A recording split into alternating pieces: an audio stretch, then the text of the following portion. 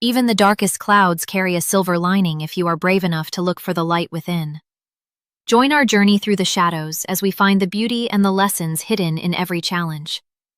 Click subscribe now and always find the light with us.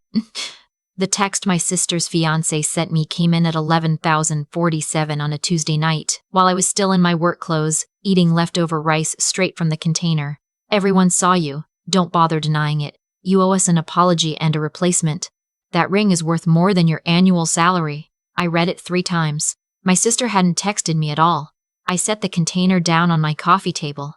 I didn't cry. I didn't type a long paragraph explaining myself. I opened my notes app instead, and I started making a list. Every dollar amount I could remember. Every transfer, every check, every just this one thing, please, that had turned into a monthly subscription I never signed up for. By the time I reached the bottom of the list, the total sat at $47,200. That was the number that ended the relationship. Not the accusation, not the humiliation in front of 60 people. The clarity that came from seeing that number written out plain and clean, with nothing attached to it except my own labor. I put my phone face down. I went to sleep. To understand what happened at that engagement party, you need to understand what our family looked like from the outside versus what it was on the inside. From the outside, we were 2 sisters who had each other's backs. My sister was the pretty one, the social one, the one who made friends by simply existing in a room. I was 3 years older and, apparently, the one responsible for keeping her in the style she had decided she deserved. Our mother passed when I was 24 and my sister was 21. She left behind a paid-off house in our names and a savings account with $18,000 in it. I was the executor. I was the one who handled the paperwork, the estate attorney, the conversations with our aunt who showed up with expectations. My sister was grieving. I told myself that was the reason she leaned so hard on me. I kept telling myself that for 6 years. I'm a dental hygienist. I have been since I was 22. I work 4 days a week in a practice in Columbus, Ohio, and I built my savings the way anyone does who isn't born into money, slowly, carefully, and by saying no to things I wanted so I could say yes to things I needed. By the time I was 30, I had $91,000 saved. I had a used Honda that ran clean. I had a 401k I actually contributed to. I was proud of that. Not loudly, not in a way anyone else noticed, but privately, the way you feel proud when something you built with your hands doesn't fall over. My sister had none of those things when she got engaged. She called me the same day he proposed. I heard the ring in her voice before she even said hello, that high, glittery sound of someone whose life has just shifted into a gear they've been waiting for. She described the proposal. A rooftop restaurant, rose petals, the whole construction. And then, almost without pausing, she said, "We need to find a venue before the good ones book up. Not I need your advice. Not I'm thinking about a timeline. We." As if I had also gotten engaged on that rooftop and simply hadn't been informed. I told myself she was excited. I told myself it was a figure of speech. It wasn't. Over the following 5 months, I became the financial infrastructure of a wedding I hadn't been invited to plan, only to fund. The venue deposit was $8,000. "You can Venmo me your half," she said, which I thought was a joke and she thought was a perfectly reasonable sentence. I paid it because the alternative was a conversation I didn't have the energy for that day. Then there were the engagement photos, a photographer who charged $3,200 and whom my sister had already booked before telling me. The dress she found in a boutique downtown, $2,800, which she put on my credit card because her limit was being stupid right now. The caterer's holding fee, the florist consultation deposit that turned into a full florist deposit, invitations from a stationer in Nashville who apparently did calligraphy by hand and charged accordingly. Every time I said something that sounded like a question, "Is this in the budget? Did you check with his family about contributions? Are you and he splitting this at all?" My sister would get quiet in a particular way, not hurt exactly, cooled, like a room where someone has just turned off a lamp. And then she would say, with a patience that felt practiced, "I just thought you'd want to be part of this. But if it's about money for you, I get it." It was always about money. It was her money I was spending. Her fiancé and I had never been warm. He was 34, worked in commercial real estate, drove a car that was newer than anything I'd ever owned, and looked at me the way people look at furniture, acknowledged, but not interesting. He called me by my name once in 5 months. Every other time I was your sister when he talked to her, or nothing at all when he talked to me. He had an easy confidence that sat right at the border of contempt, and he wore it the way some people wear expensive shoes, casually, but making sure you noticed. He had a mother who was paying for nothing and an opinion about everything. She had decided my sister's color palette was too dark, and the venue was too casual, and the caterer was not what their family does. She said these things in front of me at the one planning dinner I attended, and my sister nodded along, taking notes on her phone while I sat there watching my $8,000 venue deposit get described as insufficient. The engagement party was his family's idea. 60 guests, a rented event space downtown, a past hors d'oeuvre situation that cost more than my first car. I did not offer to pay for it. I was not asked to pay for it. This was one of the few financial events of their engagement that didn't include me, and I arrived that evening feeling something close to normal, wearing a green dress I'd bought on sale and carrying a card with a check inside for $500 because I was a good sister and I was trying. The ring went missing around 8:30. It was his grandmother's ring, not my sister's engagement ring, but a dinner ring his grandmother had left him, a thing he'd brought in a velvet box to show his mother, who had brought it because she wanted it in photographs. It was, by all accounts, a significant piece of jewelry, and it disappeared from the small side table near the bar where his mother had set it down while she fixed her lipstick. I heard about it the same way everyone else did. Someone said something to someone, and then there was a cluster of his family members near the bar, and then his mother's voice, high and cutting, saying, "It was right here. It did not just disappear." I was on the other side of the room. I was talking to a woman who did floral arrangements with my sister's florist, and we were discussing, of all things, whether peonies held up well in Ohio humidity. I was holding a glass of white wine I had barely touched. I was not near the bar. What happened next is the thing I have replayed enough times that I have memorized it the way you memorize a song you hate, involuntarily, frame by frame. His mother said something to him. He looked across the room. He looked at me. And then he walked over, and he said, loudly enough that the people nearest to us stopped their conversations, "Did you take something off the table by the bar?" The room temperature changed. "I'm sorry," I said. "The ring. My grandmother's ring. It was there and now it's not, and you were near that area earlier." I hadn't been near that area earlier. I said so. Calmly, I thought, though my heart was doing something irregular behind my ribs. "Multiple people saw you," he said. I looked at my sister. She was 8 feet away and she was looking at me with an expression I had never seen on her face before, not disbelief on my behalf, not readiness to defend me, something more like discomfort. The expression of someone who wants a situation to resolve itself without requiring them to take a position. "I didn't touch anything on that table," I said. "I haven't been near the bar in the last 40 minutes. Then you won't mind if we check your bag." His mother had appeared beside him. She said it like a reasonable request. I minded. I told them I minded. I told them clearly and without raising my voice that I was not going to open my bag to be searched at my sister's engagement party, that I had not taken anything, and that this accusation was being made without any actual evidence. My sister said, "Maybe we can all just calm down." She said it to the room, not to him, not to his mother. To the room, which meant she was saying it to me. I put down my wine glass. I picked up my coat from the rack by the door. I left. I drove home with both hands on the wheel and NPR on the radio because I needed the sound of something orderly. When I got inside, I took off the green dress and hung it up carefully because it was a good dress and it hadn't done anything wrong. I made tea. I sat on my couch, and that's when the text from him arrived. "Everyone saw you. Don't bother denying it. You owe us an apology and a replacement. That ring is worth more than your annual salary." My sister texted me at 12:23 a.m. It said, "I'm sure there's just been a misunderstanding. Can we talk tomorrow?" She was sure. That was the word she chose. Not "I believe you," not "I know you didn't do this."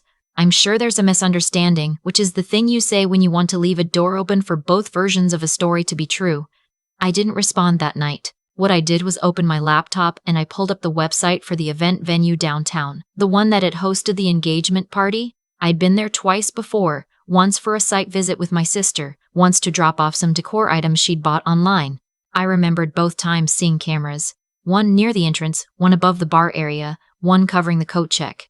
I remembered thinking professionally, as someone who sits 6 inches from people's faces and has to document everything, that the coverage looked thorough. In the morning, I called the venue. I explained the situation clearly and without emotion. I told them I had been falsely accused of taking an item at an event the previous evening, that I had been nowhere near the location in question, and that their camera system should be able to confirm this. I asked how long they retained footage and who I could speak with about accessing it for legal purposes if necessary. The events coordinator put me on hold for 4 minutes. When she came back, she said someone would pull the relevant clips and could have them available within 24 hours if I came in person with a valid ID. I also called my bank. I had, 4 weeks earlier, co-signed my sister's new apartment lease. The apartment she and her fiancé were moving into after the wedding, a 2-bedroom in a newer building that required a co-signer, because her credit score was not cooperating and because he had declined to put his name on the lease for reasons that were never explained to me clearly. I had done this because she asked, because she was my sister, and because the lease didn't start for 6 weeks, which felt like enough distance to make it feel theoretical. It was not theoretical anymore. I called the property management company. I told them I needed to discuss removing myself as co-signer. The leasing agent explained that because the lease hadn't commenced yet and my removal would affect their approval decision, my withdrawal would likely trigger a re-evaluation of the application. If the application no longer met their income and credit requirements without my backing, they could rescind the approval. What happens to the deposit they've already paid? I asked. There was a pause. In a rescission situation, the deposit would be forfeited as a processing fee. It's in the lease agreement, Section 7. My sister and her fiancé had paid a $3,500 security deposit, his money. He had been specific about that, actually, had made a point in front of me of saying he was covering the deposit so my sister wouldn't have to worry about it. He had said this in the tone of someone conferring a favor. I asked the leasing agent to send me the formal withdrawal paperwork. The venue footage arrived the next afternoon by email because the events coordinator had been efficient and kind, and because recorded evidence doesn't care about anyone's feelings. There was a timestamp, there was a clear angle on the bar area, there was a full view of the side table where the velvet box had been placed. At 8:09 p.m., a woman I did not recognize reached across the table, picked up the velvet box, examined it briefly, and dropped it into her oversized tote bag. At 8:34 p.m., 25 minutes after the ring was already gone, I walked past the bar, did not pause, did not touch anything, and continued to the other side of the room, where I remained for the next 43 minutes until I left. The whole thing was documented with the flat, indifferent accuracy of a camera that has no reason to lie. I watched it 4 times. Then I downloaded it, saved it in 2 places, and forwarded it to my own email address. Then I forwarded it to my sister with a 1-line message. This is what actually happened. The timestamp is 8:09. I was on the other side of the room by 8:15. The woman in the tote bag is not me. I did not apologize for leaving the party. I did not say I knew you'd see the truth. I sent the video and I waited. She called me 11 minutes later. "Oh my God," she said. "Oh my God, Maya." "Who is the woman in the video?" I asked. A silence. "She was his guest. Someone from work, I think. Or I think she dated him like years ago." "Okay." I kept my voice level the way I do at work when I'm delivering information a patient isn't happy about. Not cold, not warm.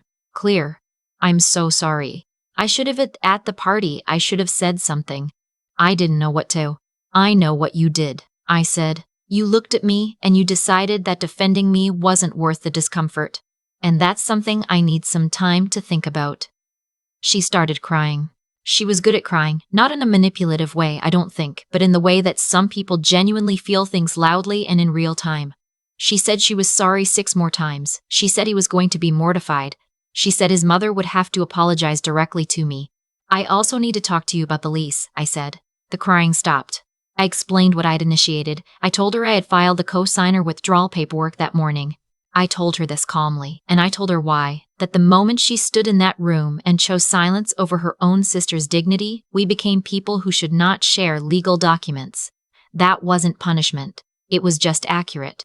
She said, "You can't do that." "The deposit? I know about the deposit," I said. "He'll lose the money. He'll be furious." "Yes," I said. "Probably. Maya, please. He already feels terrible about last night. This is going to be a whole thing.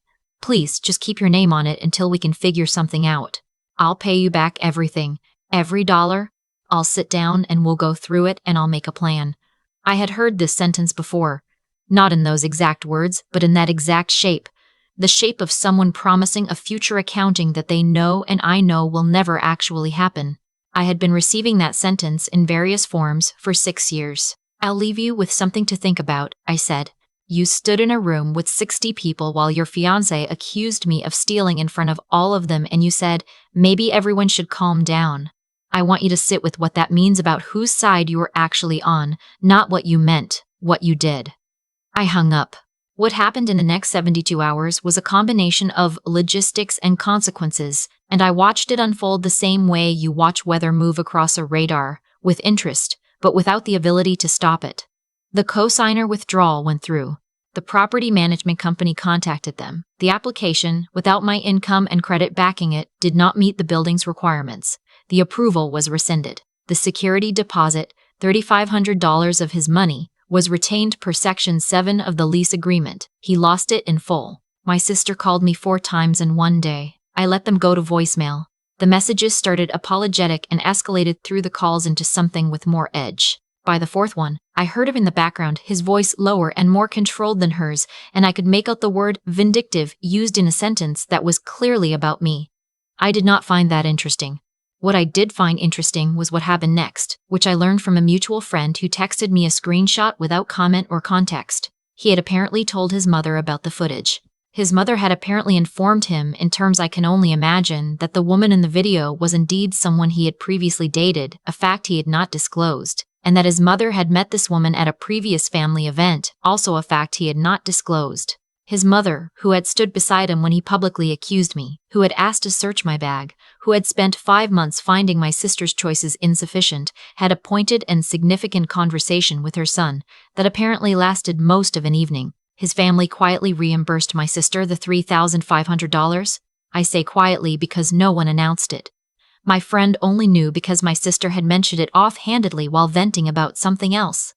It arrived without apology or acknowledgement, just a transfer with a memo that said, deposit. The economy of people who are used to making problems go away with money rather than accountability. I did not receive an apology from him.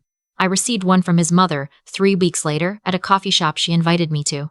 She was a composed woman in her 60s, and she sat across from me with her hands folded and said she was deeply sorry for what had happened, that she had acted on assumption rather than information, and that it had been wrong. I believed her. Not because she said it, but because she said it to my face, in person, without preamble or qualification. There is a kind of apology that costs the person something, and that one cost her something. I accepted it. I did not go back to funding the wedding. I want to be precise about this because it's the part people are most curious about when I tell this story. I didn't denounce it. I didn't send an itemized invoice. I didn't write a letter or make a phone call to declare a new financial policy. I simply stopped. When the next request came, and it came about 10 days later, via text, asking if I could cover the remaining balance on the florist, I said I wasn't in a position to do that right now. That was all. No drama, no explanation. Just the same calm removal of myself that I'd always been capable of and had simply never exercised. My sister said, "What does that mean? You're not in a position." "It means I can't right now," I said. "Is this about the party?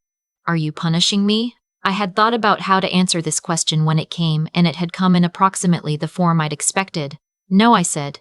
"This is about the fact that I have been contributing to your wedding for 5 months without being asked, without being thanked, and without being defended when someone accused me of a crime in front of 60 people. I love you. I'm not punishing you. I'm just not paying for your flowers." She hung up. She called back 2 hours later and apologized. It wasn't the best apology I'd ever heard, but it was sincere in its own limited way. And it was hers, uncoached and unscripted. I accepted it too. Not because everything was resolved, but because she was my sister and because I could see, underneath all of it, that she was genuinely frightened. Not of losing me, exactly. Of what losing me would reveal about the choices she'd made. That's its own kind of reckoning, and it wasn't mine to accelerate. I want to talk about the month after that, because it's the part of the story that I think about most. I moved my money. Not dramatically. I didn't pull it from one bank to make a statement. I just reorganized it the way you reorganize a closet that's gotten out of order. The $91,000 I'd had was down to $43,800 after everything I'd spent on her engagement. I sat with that number for a long time. Then I opened a high-yield savings account I'd been meaning to open for 2 years, and I put everything in it. I started contributing an extra $100 a week to my 401k. I scheduled the car maintenance I'd been deferring. I bought a piece of furniture I'd wanted for 3 years and kept not buying because there was always something her life needed more urgently. The furniture was a reading chair, dark green, with good lumbar support. I put it by my window. I sat in it the first morning after it arrived, and I drank my coffee, and I watched the street outside, and I felt something I hadn't felt in a while. Not happiness exactly. Solidity. The feeling of being located in your own life. My friend Rachel came over the following Friday with a bottle of wine and the entirety of her feelings about what had happened, which she shared in complete and entertaining detail while I cooked. My coworker Dennis, who had heard about the engagement party through the industry's reliable gossip network, texted me separately to say that he had pulled the security footage from his sister's restaurant on 2 separate occasions and knew exactly how much those cameras change a situation. And he was glad I thought to ask. These people had no claim on me. They didn't share my last name. They hadn't made any promises to my mother. But when the thing happened, they showed up. With wine, with knowledge, with a text at the right moment. They showed up because they chose to, and that choice meant something different than the obligation I had mistaken for love. My sister got married in October. I was there. I wore a different green dress, one I liked better than the first one, and I sat in the second row and I watched her walk down an aisle lined with flowers that she and her fiancé had ultimately paid for themselves, which it turned out they were capable of doing when the alternative was not having flowers. He and I exist in the same orbit now with a careful, mutual distance that functions well enough. He has never apologized directly to me. I have not required it. What I required was a withdrawal, and that happened, and that was enough.